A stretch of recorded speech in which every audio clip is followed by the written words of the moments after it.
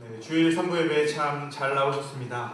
우리 옆 사람과 우리 한번 이렇게 인사했으면 좋겠습니다. 인사하실 때 시원합시다. 우리 인사했으면 좋겠습니다. 시원합시다. 시원합시다. 일반적인 때라면 보통 이제 장마를 우리가 장마 기간을 지낼 때인데 우리가 기다리지 않았던 때일은 불볕더위 때문에 더위로 고생하고 있는 줄 믿습니다.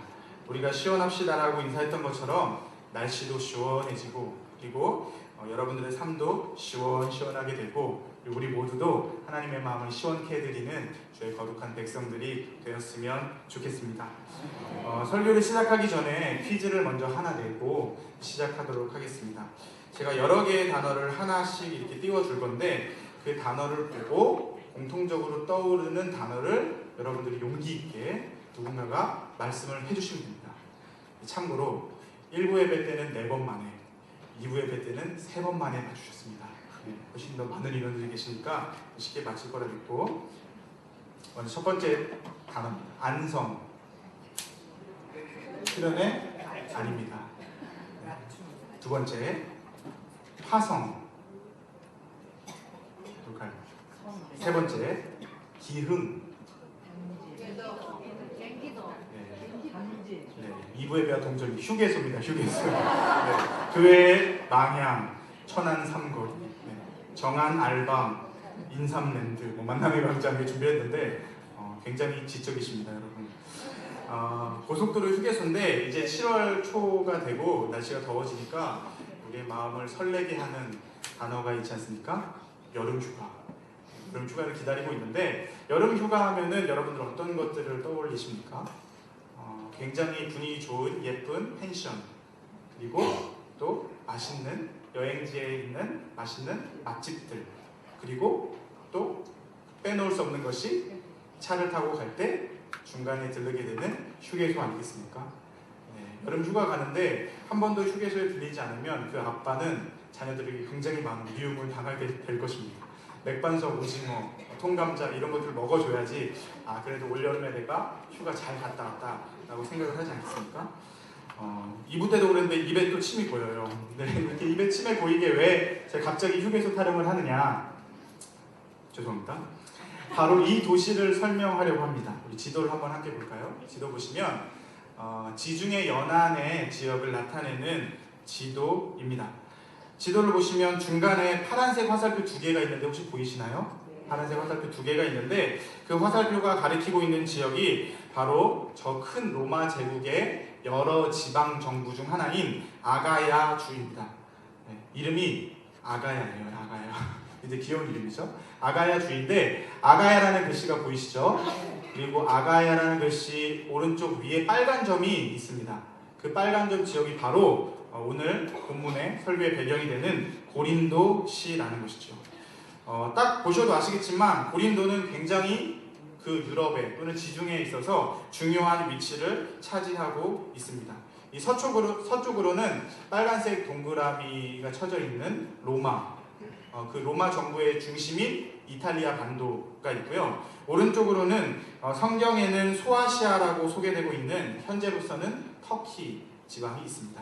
그리고 그 터키 아래쪽으로는 성경의 주무대가 되는 바로 팔레스타인 지역이 되겠습니다. 그리고 아가야 지방이 그 지중해를 중심으로 그 건너편에는 구레네라든지 알렉산드리아 같은 북이집트, 북아프리카와 맞물려 있는 그곳과 아주 가까운 좋은 위치에 있다는 것이죠. 지중해 전체를 볼 때도 거의 정중앙 지역에 위치하고 있는 곳이 바로 고린도라는 도시인 것이죠. 지중해에서는 배를 타고 다른 지역으로 이용하게 되면 꼭 들려야 하는, 아니면 들릴 수 있는 아주 유명한 휴게소 중에 하나라고 여러분들이 쉽게 생각을 하시면 되겠습니다. 지도를 조금 더 확대해서 볼까요? 지도를 좀 더 확대해서 보면 그 아가야 지방이 이런 모양인데 서쪽의 로마와 서유럽으로부터 동쪽의 소아시아와 이스라엘로 갈 때 무역을 하는 그 무역 상인들은 배를 이용하지 않습니까? 근데 두 가지 방법이 있다고 합니다. 먼저 첫 번째 방법은 삥 둘러서 가는 것이죠. 아래쪽에 지중해라는 글씨가 보이는 쪽으로 지중해를 삥 둘러서 가게 되면 좋지만 비용과 시간이 너무 많이 든다는 거예요.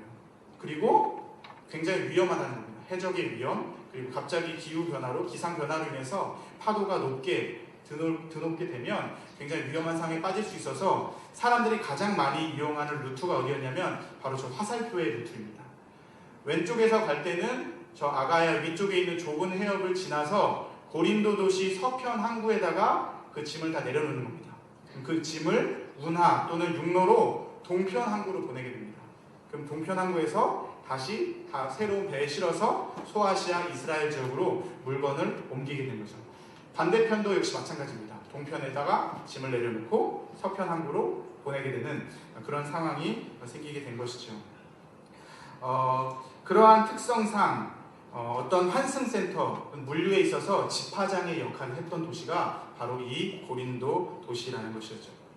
그러한 특성상 고린도에는 양쪽에 2개의 항구가 있었다고 합니다. 근데 서쪽의 항구는 이오니아 해, 그 이오니아 바다와 맞닿아 있고 동쪽의 항구는 에게해 바다와 맞닿아 있어서 유명한 로마의 시인 호레이스는 이 도시를 2개의 바다를 지닌 고린도여라고 부르기도 했다고 합니다. 이렇게 지리적으로 굉장히 좋은 위치에 있다 보니까 자연스럽게 어떠한 일들이 일어나겠습니까? 동서남북으로 굉장히 많은 사람들이 이곳 도시에 모이게 된다는 거죠. 다양한 문화를 가진, 다양한 피부색을 가진 인종들이 다양한 문화를 가지고 찬란한 문화를 이루는 도시가 바로 고린도였다는 것입니다. 그런데 여러분, 사람이 항상 가는 곳에는 그 기관이, 처음 사람이 가는 곳에는 어떤 기관이 세워지게 되는데 보통은 학교, 병원이 가장 먼저 세워지고 그리고 어떤 게 세워진지 아십니까? 교회라든지 어떤 종교 활동을 하는 기관들이 세워지게 된다는 겁니다. 수많은 사람들이 먼 곳에서 이 고린도에 모일 때에 그 몸만 가는 것이 아니라 자신들이 섬기고 자신들이 신앙하는 그 신들, 그리고 그들을 섬길 수 있는 그 장소를 찾고 구하게 되었다는 거죠. 그래서 이 고린도 도시 안에는 굉장히 많은 종류의 신전들이 존재했다고 합니다. 그리고 그 중에서 대표적인 신전이 그리스 로마 신화에 나오는 미의 여신 아프로디테의 신전입니다. 고린도 중심에 있는 그 산 꼭대기에 가장 큰 규모로 있었다고 하는데 그곳에서는 창기 1000여 명을 신전의 여사제로 고용해서 아주 음란한 방법으로 제사를 드렸다고 합니다.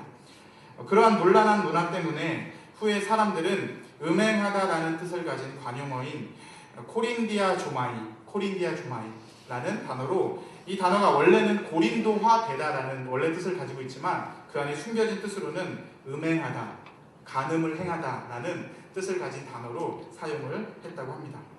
정리해보자면 이 고린도라는 도시는 경제적으로 굉장히 부유한 도시였다는 거예요. 수많은 물류의 중심지고 또 그곳에 집화가 되어서 많은 사람들이 오고 가면서 돈이 많이 벌게 되는 그런 상업 도시였다는 것이죠. 정치적으로도 굉장히 중요한 도시죠. 로마의 큰 속주 중 하나인 아가야주의 수도였으니까 말입니다. 또 문화적으로도 굉장히 다양하고 찬란했습니다. 그러나 영적으로는 문란하고 아주 음란한 도시였다는 것입니다. 그러한 도시에 바울의 2차 전도 여행 때 교회가 세워지게 된 것입니다. 고린도라는 도시가 가진 그 부와 음란의 문제들은 고린도 교회에도 나쁜 영향을 미쳤던 것으로 보입니다. 그래서 그 안에서 굉장히 많은 문제들이 생겼고 그것이 바울의 귀에까지 들어가게 되었다는 것이죠. 그 이야기를 전해들은 바울이 고린도 교회 성도들을 권면하기 위해서 기록한 책이 바로 고린도 전서입니다.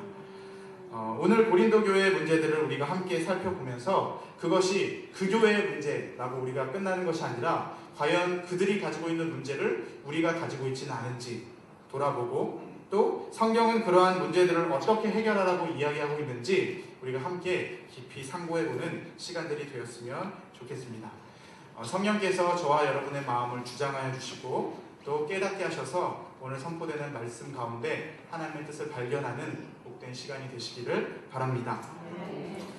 고린도 교회가 가진 문제, 1장에서 바울이 이야기하는 가장 큰 문제, 눈에 띄는 문제는 뭐냐면 바로 당파의 문제입니다. 이 고린도 교회 안에 굉장히 여러 당파들이 존재를 하고 있었다는 거예요. 바울파, 그리고 게바파, 아볼로파, 그리스도파, 나는 어디에도 속하지 않았다, 무당파, 이런 여러 가지 당파에 속해져 있는 사람들이 그 고린도 교회 안에 존재하고 있었다는 것이죠. 그것에 대해서 그것과 그 흐름에 연결해서 3장과 4장에서도 역시 고린도 교인들이 바울과 아볼로 이 두 사람을 비교하면서 누군가를 판단하는 문제에 대해서 바울이 이야기를 하고 있다는 것입니다. 여러분, 고린도 교회 교인들이 왜 바울과 아볼로를 비교했을까요? 바울은 아까도 말씀드렸지만 처음 고린도 교회를 설립한 교회의 설립자입니다. 그가 그곳에 항상 있을 수 없기 때문에 그가 떠날 때에 그 뒤를 이어 고린도 교회를 담당한 사람이 바로 이 아볼로였습니다. 이 아볼로라는 사람에 대해서 성경에 자세하게 나와 있지는 않지만 사도행전 18장을 보면 아볼로는 뛰어난 언변에 좋은 성품을 가지고 있었던 사람, 그리고 알렉산드리아 출신의 유대인이자 구약 성경에 아주 능통한 학자로 소개되고 있습니다. 말도 잘하고 좋은 성품도 있고 머리도 똑똑하고 하니까 그 교회 안에서 아볼로를 굉장히 많이 따르는 일들이 있었던 것으로 보입니다. 그런데 이 고린도 교회에서 바울에서 아볼로로 이 리더십이 교체되면서 자연스럽게 성도들이 이 두 사람을 비교하기 시작했다는 것이죠. 그들 중에 어떤 무리들은 바울은 예전에 봤더니 말씀만 전하는 게 아니라 막 천막도 만들고 깃고 이런 일들을 하면서 그들이 겉으로 보기에는 조금 부족해 보이는 모습이 있었는데 이 아볼로라는 사람은 겉으로 보기에도 굉장히 인텔리하고 지적이고 말씀도 잘 전하고 구약에 능통하고 이런 교사의 모습을 보였다는 것이죠. 그래서 그를 따르는 무리들이 그를 위한 당파를 만들었다는 것입니다. 그러한 비교, 당파 나누기에 바울이 단호하게 이야기하는 본문이 바로 고린도전서 3장 5절부터 7절까지 말씀입니다. 제가 읽겠습니다. 그런즉 아볼로는 무엇이며 바울은 무엇이냐? 그들은 주께서 각각 주신 대로 너희로 하여금 믿게 한 사역자들이니라. 나는 심었고 아볼로는 물을 주었으되 오직 하나님께서 자라나게 하셨나니 그런즉 심는 이나 물 주는 이는 아무것도 아니로되 오직 자라게 하시는 이는 하나님 뿐이니라.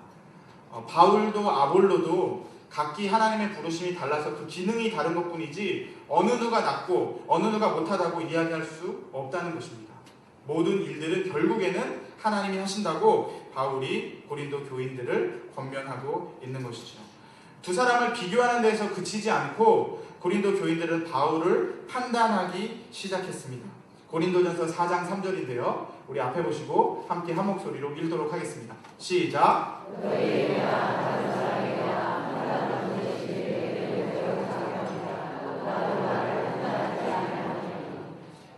판단받는 것이 내게는 매우 작은 일이라 라고 이야기를 합니다. 종합해보면 여러분 지금 고린도 교회가 가지고 있는 문제는 무엇입니까? 바로 남을 판단한다는 것입니다.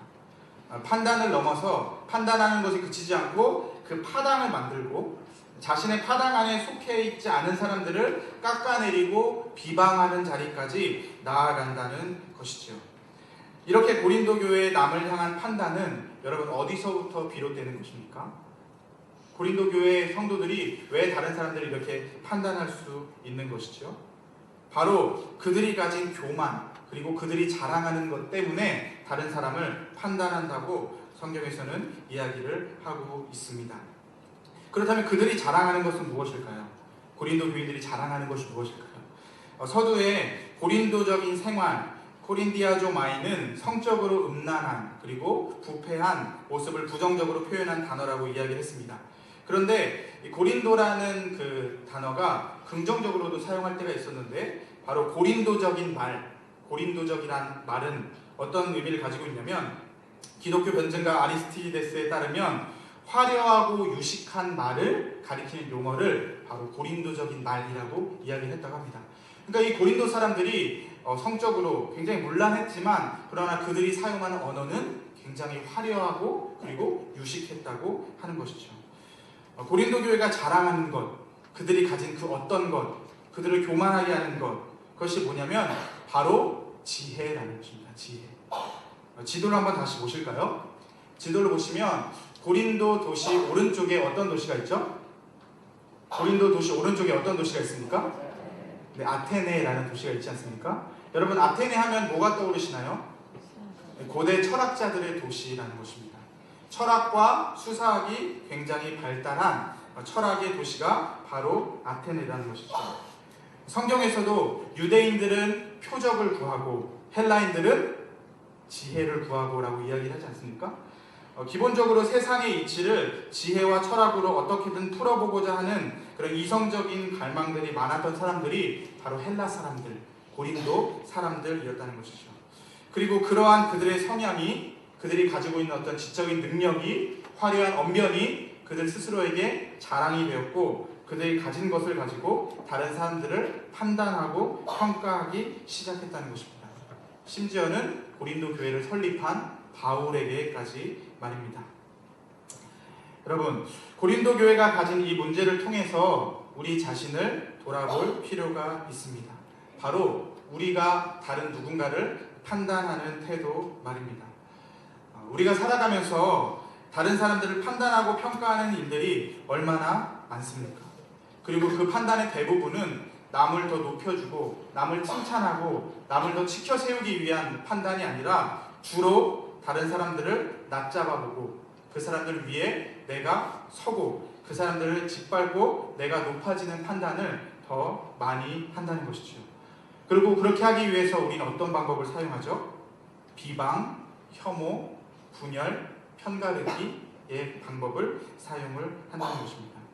여러분, 많은 사람들이 가지는 그 능력이 하나가 있는데 바로 그게 뭐냐면 다른 사람 단점 찾기입니다. 다른 사람 단점 찾기. 나는 가지고 있지만 남이 가지고 있지 못한 것, 그 티를 우리는 기가 막히게 찾아낸다는 것이죠. 그래서 다른 사람들과 남을 비교하면서 나는 가지고 있는데 당신은 그게 없나 보죠? 나는 이렇게 있는데 당신은 그게 안 되나 보죠? 라면서 남을 판단하고 또 심지어는 그것이 증오 또는 조롱, 혐오, 나와 다름으로 인한 경멸까지 이르게 된다는 것이죠. 반대로 사람들이 못하는 것, 대부분의 사람들이 못하는 것은 뭐냐면 자기 성찰입니다. 내가 가지고 있지 않은 것을 내가 실제로 인정하고 그것을 객관적으로 보고 겸손해지는 것이 우리가 하기 힘든 일이라는 것이죠. 속담 중에 이런 속담이 있죠. 똥 묻은 개가 겨 묻은 개 나무란다. 성경에도 이러한 비슷한 표현이 있습니다. 너는 남의 눈에 있는 티는 보면서 왜 너의 눈에 있는 들보는 보지 못하느냐라고 이야기를 한다는 것이죠.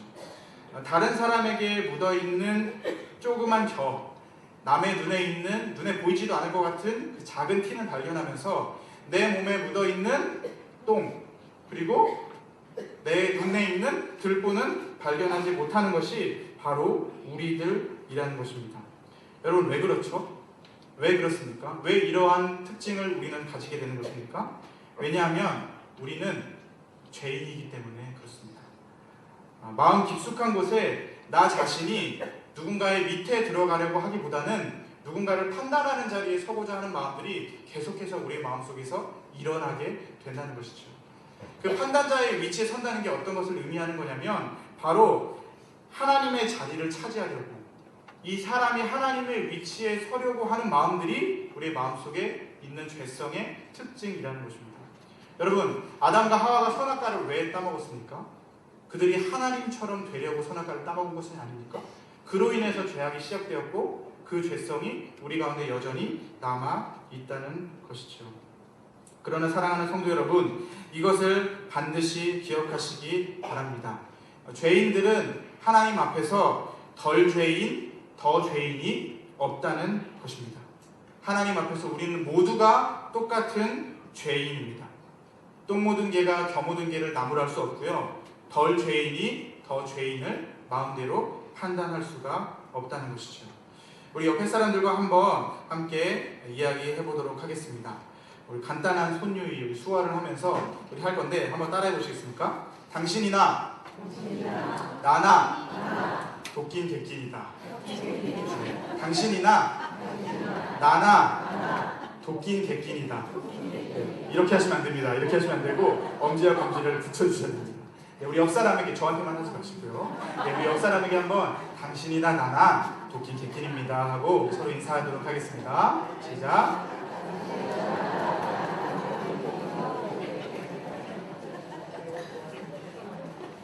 또 따라하겠습니다. 판단은 하나님만 하십니다.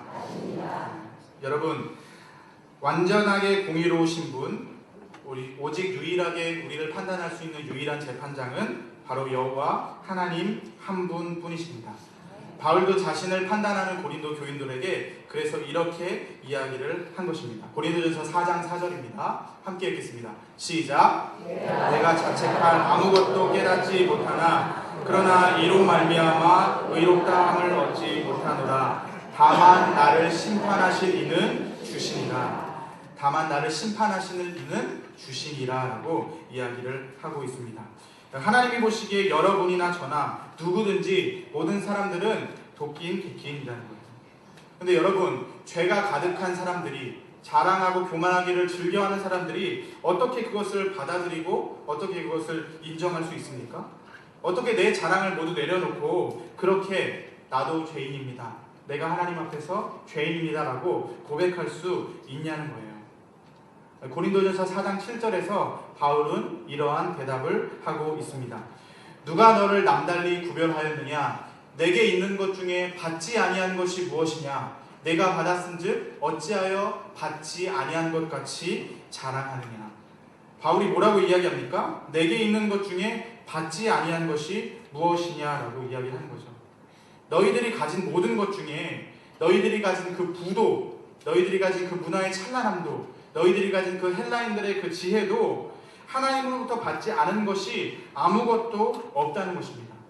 여러분, 우리가 남을 판단하지 않을 수 있는 것도 바로 이 사실을 기억할 때에 가능하다는 것이죠. 내가 가지고 있는 모든 것이 내 것이 아니라 누군가로부터 받은 것이다. 바울도 빌립보서 3장에서 자신이 가진 모든 그 자랑스러워했던 그 스펙들을 뭐라고 얘기하죠? 휴지거리와 같이, 배설물과 같이 여긴다고 고백하고 있지 않습니까? 왜 이렇게 고백할 수 있죠? 내가 가진 것이, 내가 유대인인 것이, 내가 할례를 받은 것이, 내가 율법에 완전히 능통한 것이 나의 것이 아니기 때문에 그것이 가능하다는 거죠. 하나님이 주신 것이기 때문에 그것으로 인해서 내가 결코 자랑하지 않겠다라고 담대하게 바울이 고백한 것입니다. 그렇게 된 이후에 바울의 삶이 어떻게 변화되었죠? 그리스도인들을 핍박하던 바울이 자신을 공격하고 자신을 괴롭히고 어렵게 했던 간수장을 용서하고 그에게 복음을 전하지 않습니까? 유대인들이고 율법을 굉장히 잘 지키는 바리새인이었기 때문에 이방인들을 굉장히 경멸하였을 겁니다. 그러나 바울이 그것을 깨닫고 난 이후에 이방인들을 위한 사도로 변화되었다는 것이죠. 자신이 죄인이라는 것, 그리고 내가 가진 것이 내 것이 아무것도 없다는 것을 깨달은 이후에 바울의 사람에 대한 그리고 관계에 대한 태도가 완전히 변화되게 되었다는 것입니다. 사랑하는 성도 여러분, 우리 안에도 그러한 변화가 있게 되기를 소망합니다. 바울처럼 우리가 가진 건강도, 지식도, 부도, 명예도 그 어느 것도 하나님으로부터 받지 않은 것이 하나도 없다는 것을 날마다 고백하시기를 바랍니다. 공의로우신 하나님만이 우리의 재판장이 되시고 그것을 인정하고 그분 앞에 우리가 겸손히 엎드릴 때에 다른 사람들을 판단의 눈으로 바라보는 것이 아니라 그제서야 비로소 긍휼의 마음으로 바라볼 수 있는 것입니다. 저와 여러분들이 그 마음을 가졌으면 좋겠습니다. 그러한 이해와 용납, 그러한 관용의 마음으로 우리들의 남편, 우리들의 아내, 우리들의 자녀, 그리고 우리들의 부모, 여러분, 원수의 최상급이 뭔지 아십니까? 원수의 최상급이 뭔지 아십니까? 왼수입니다. 왼수. 우리 삶에, 우리 주변에 있는 내가 왼수같이 여기는 그 사람들을 이러한 관용의 눈으로, 사랑의 눈으로 보게 되시는 저와 여러분들이 되셨으면 좋겠습니다. 이후에 바울은 그것을 알고 있는 사람이 있어야 할 위치에 대해서 이야기를 하고 있습니다. 특별히 고린도 교회 교인들, 너희들과 바울의 일행들, 우리들을 대조해 가면서 이야기를 진행을 하는 것을 볼 수가 있습니다. 여러 표현들이 있지만 그 중에서도 가장 극명하게 대조를 이루는 왕과 끄트머리라는 단어를 사용해서 한번 이야기를 해보고자 합니다. 8절을 보면 너희는 왕과 같이 되어 왕노릇한다 라고 이야기를 하고 있는데 그의 반면에 9절에 우리는 끄트머리이다. 그리고 천사들과 사람들의 구경거리가 되었다. 13절에서는 만물의 찌꺼기와 같이 되었다라고까지 이야기를 합니다. 10절을 보면 너희는 지혜로우나 우리는 어리석고 너희는 강하나 우리는 약하고 너희는 존귀하나 우리는 비천하여 라고 이야기를 한다는 거죠. 또 우리에 대해서 좀 더 추가적으로 설명을 하는데요. 11절부터 12절까지 줄이고 목마르고 헐벗고 메맞고 정처가 없고 수고하고 일을 한다. 그리고 12절과 13절은 그 사람들의 반응에 있어서 우리가 어떻게 대응해야 되는지 이야기를 하고 있는데 사람들이 모욕할지라도 축복을 하고 그들이 박해를 할지라도 참고 그들이 비방할지라도 오히려 권면을 해야 된다라고 이야기를 하는 것이죠. 여러분, 뭐 이런 비참한 삶이 다 있습니까? 뭐 이런 말도 안 되는 삶이 다 있습니까? 여러분 이러한 삶을 살고 싶으십니까? 우리에겐 그러한 생각이 들 수 있다는 거죠. 그런데 바울이 이러한 자신들의 삶을 쭉 나열한 후에 고린도 교인들에게 굉장히 진지하게 내가 부모의 심정으로 자식과 같은 너희에게 권한다, 이야기한다라고 이야기를 하는 것입니다. 고린도전서 4장 16절 앞에 보시고 한번 큰 목소리로 읽어보도록 하겠습니다. 시작! 그러므로 내가 너희에게 권하노니 너희는 나를 본받는 자가 되라. 여러분, 바울이 너희는 우리를, 나를 본받으라 라고 이야기를 하고 있다는 거예요.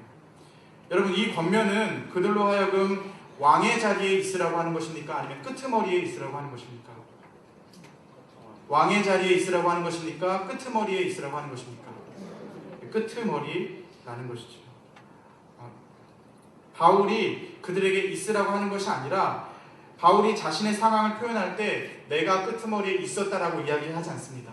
하나님께서 나를 끄트머리에 두셨다라고 이야기를 합니다.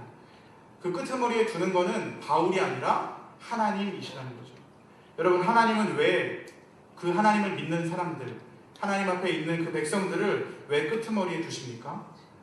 하나님이 누군가를 괴롭히는 것을, 누군가에게 장난하는 것을 즐겨 하시는 분이시기 때문에 그렇습니까? 그것이 아니라는 거죠. 왜냐하면 우리들은 끄트머리에 있을 때에야만, 정말 인생의 바닥을 칠 때에야만 하나님의 은혜와 도우심을 구한다는 것을 하나님이 너무나도 잘 아시기 때문입니다. 우리가 현재 어떤 위치에 있는지, 어떤 비참한 자리에 있는지, 우리가 어떤 상황인지, 왜 죄인인지 그런 것들을 처절하게 알게 되었을 때에야만 하나님을 철저하게 의지하고 하나님을 구하기 때문에 그렇다는 것이죠. 여러분, 세상은 어떻게 이야기합니까? 우리는 기본적으로 어떤 생각을 가지고 있습니까? 우리는 지혜롭다고 이야기를 합니다. 나는 내가 가지고 있는 것이 아직 많다고 이야기를 합니다. 우리는 말석이 아니라 상석에 앉아야 한다고, 끄트머리가 아니라 왕자에 앉아야 된다고, 성공을 이루어야 된다고 이야기를 합니다. 내가 가지지 않은 것을 돌아보면서 겸손하게 살기보다는 남이 가지지 않은 것을 발견하고 판단하고 지적해서 더 높은 자리에 서기를 세상은 이야기하고 있다는 것이죠. 이럴 때에는 하나님을 의지할 수 없다는 것입니다. 하나님을 의지하지 않는다는 것이죠. 하나님의 은혜를 모르는 삶, 그것이 어떻게 행복한 삶이라고 이야기할 수 있습니까? 그것보다 불행한 삶이 어디 있겠습니까? 그러나 하나님은 우리를 어리석은 자리로 보내신다는 것이죠. 가끔은 우리가 가진 가장 소중한 것, 우리가 가장 귀한 가치로 여기고 살았던 것을 빼앗으시기도 합니다. 건강, 우리의 부, 명예, 사랑하는 사람들, 이런 사람들을 빼앗으시기도 한다는 것이죠. 우리를 계속해서 낮은 자리로 끌어내리시고 끄트머리에 두신다는 것입니다. 그리고 그곳에서 하나님은 우리로 하여금 은혜를 경험하게 하십니다. 내 지혜가, 내 소유가, 내 현재의 위치가 나를 끌어올리는 것이 아니라, 나를 구원하고 나를 회복시키고 나를 온전케 하는 것이 아니라, 내가 아무것도 할 수 없는 그때에 가장 비참한 상황임을, 가장 비참한 죄인임을 고백하고 인정할 그때에서야 비로소 하나님이 은혜로 우리를 회복시키시고 끌어올리시는 것을 경험하게 하신다는 것입니다. 여러분, 그것이 바로 세상을 회복시키시는 하나님의 방법이라는 거예요. 내가 할 수 있는 것들, 내가 자랑하는 것들, 나의 교만 모두 내려놓고 가장 낮은 섬김의 자리에서 은혜로 살리시는 그 은혜를, 그것들을 경험하는 것이 바로 하나님의 방법이라는 것입니다. 그러한 하나님의 방법의 최고봉이 무엇이죠? 바로 예수 그리스도, 그분이 지신 십자가라는 것입니다. 하나님의 아들이 저주의 상징인 십자가를 지셨습니다. 하늘 보좌의 그 지위를 모두 내버리셨습니다. 그의 생명을 버리시고 죽음을 선택하셨습니다. 그의 희생을 통해 작정하신 모든 성도들을 하나님이 살리시고 그를 영광스러운 부활에 이르게 하심으로 그 구원을 이루어내지 않으셨습니까?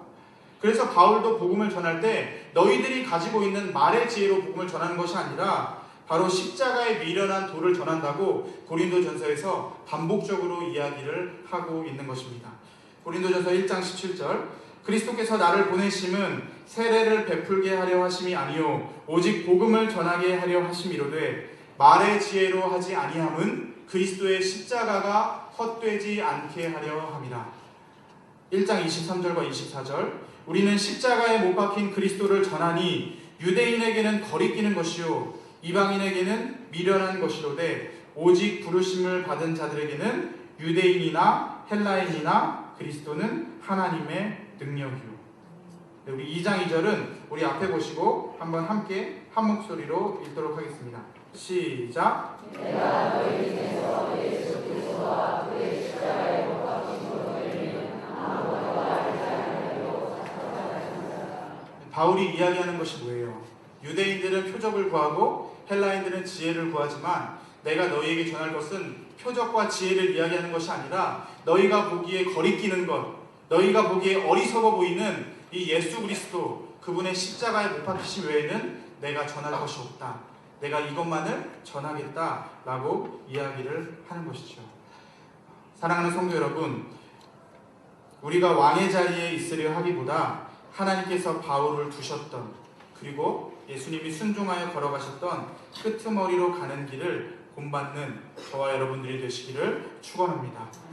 여러분, 그 길이 쉽습니까? 그 길을 걸어가는 것이 쉽습니까? 결코 쉽지 않다는 거죠.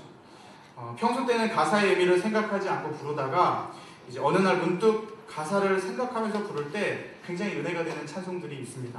제가 이제 설교를 준비하면서 떠오른 찬송인데요. 찬송가 212장입니다. 찬송가 212장인데 겸손히 주를 섬길 때 괴로운 일이 많으나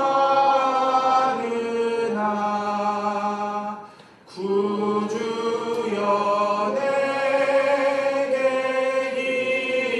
힘 주사 잘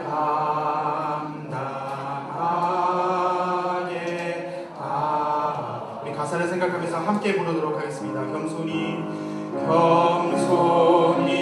주를 섬길 때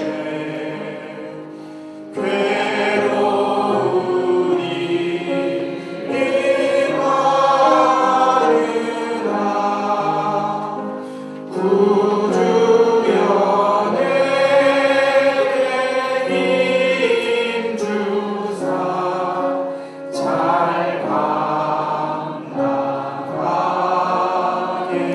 하소서. 여러분, 겸손하게 하나님이 원하시는 그 겸손의 길을 걸어갔는데 괴로움이 좀 없으면 얼마나 좋겠습니까? 그죠?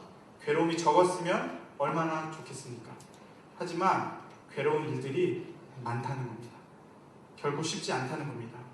오히려 내가 가진 것을 잃게 되고 더 큰 어려움에 빠지게 될 때도 있다는 것입니다. 여러분도 혹시 그러한 끄트머리의 길에 서 있는 분은 없으십니까? 그런 분들은 십자가를 바라보시기를 바랍니다. 바울이 서 있었던, 그분이 걸어가신 그 끄트머리의 길을 하나님, 내가 그곳에 있겠습니다. 나를 그곳에 두셨는데 주님, 구주여 내게 힘주사 잘 감당하게 하시옵소서. 라고 고백하는 저와 여러분들이 되셨으면 좋겠습니다. 그래서 매일매일 하나님의 은혜가 없이는 정말 하루도 살 수가 없음을 날마다 입술로 고백하며 그러한 삶을 살아가시는 저와 여러분들이 되시기를 주님의 이름으로 간절히 축복합니다.